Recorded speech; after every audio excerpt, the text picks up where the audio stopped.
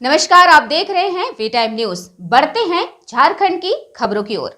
पाकिस्तान पर किए गए कार्रवाई को लेकर पूर्व मुख्यमंत्री अर्जुन मुंडा की प्रतिक्रिया। पहलगाम की घटना ने पूरे देश को झकझोर कर रख दिया था, जिससे भारत की क्षति हुई और ऐसे लोगों की जान गई जो सैलानी के रूप में वहां घूमने गए थे। भारत ने हमेशा आतंकवाद के खिलाफ कड़ा रुख अपनाया है। इस घटना ने पूरे देश के लोगों को विचलित किया है और इसी का जवाब देते हुए सेना ने आतंकी ठिकानों पर कार्रवाई की है। उन्होंने कहा कि आतंकियों का कोई धर्म नहीं होता, कोई जात नहीं होती, यह सिर्फ आतंक फैलाते हैं और लोगों की जान माल को क्षति पहुंचाते हैं। आदरणीय प्रधानमंत्री श्री नरेंद्र मोदी की सरकार ने आतंकवाद के खिलाफ जीरो टॉलरेंस की नीति अपनाई है और इसके खिलाफ पूरा देश एकजुट है।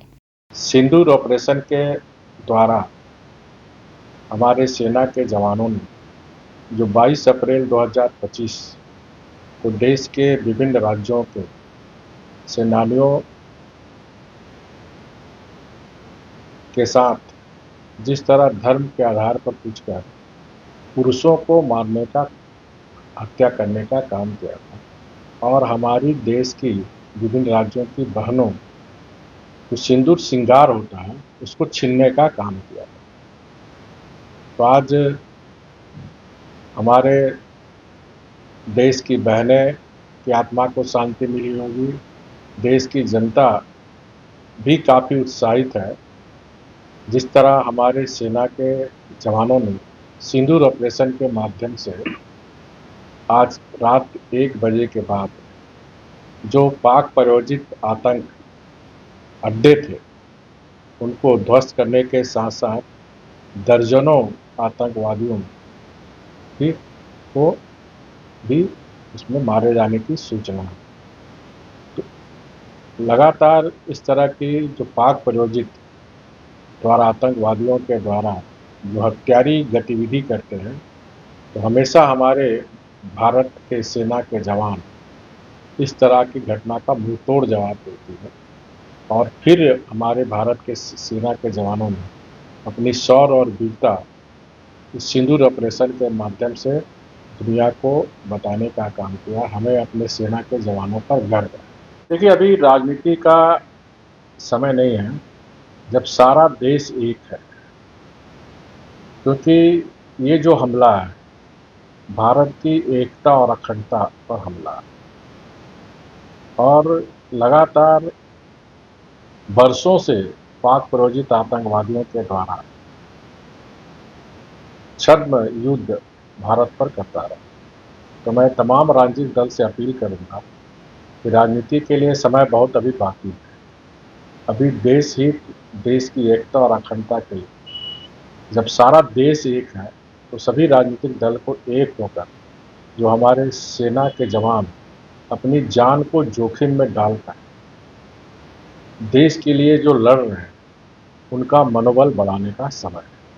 अपने नागरिकों की सुरक्षा और अपने संप्रभुता पे खतरा पैदा करने वाले उन तमाम घटनाओं पर प्रतिक्रिया देना स्वाभाविक है और भारत अब एक मजबूत राष्ट्र के रूप में आगे बढ़ा है।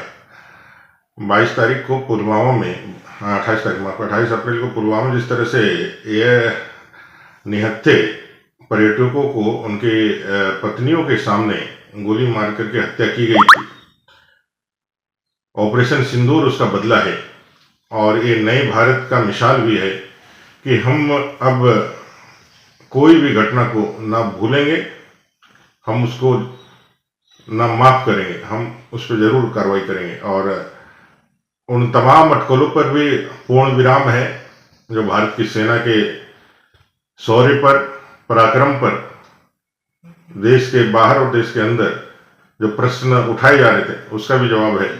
अब सेना के सभी जवानों को मैं बधाई देना चाहता हूं और हमें फक्र है कि हम भारतीय सेना के अंदर सुरक्षित है। 22 अप्रैल को जब पहलगाम में एक नरसंहार हुआ और जिस तरीके से जाति और धर्म पूछ करके लोगों को मारा गया, उसी दिन तय हो गया था कि आतंकवाद के विरुद्ध अब एक निर्णायक लड़ाई भारत लड़ेगा। आदरणीय प्रधानमंत्री नरेंद्र भाई मोदी जी के नेतृत्व में भारत ने एक निर्णायक लड़ाई प्रारंभ कर दी है। देश की 140 करोड़ जनता प्रधानमंत्री जी के साथ है, हमारी सेना के साथ है हमारी सेना ने जो पराक्रम कल दिखाया है, पूरा विश्व आश्चर्यचकित है। भारतीय सेना की सटीकता और जिस प्रकार से लक्ष्य को भेदा है, पूरे विश्व में एक आश्चर्य है।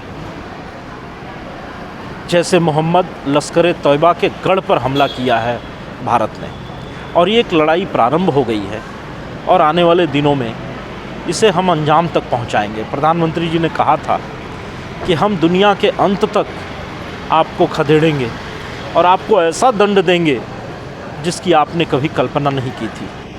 भारत की 26 माताओं के सिंदूर इन्होंने पोंछे थे। आज सिंदूर ऑपरेशन के माध्यम से भारत इस मानसिकता के विरुद्ध एक बड़ी लड़ाई प्रारंभ कर चुका है।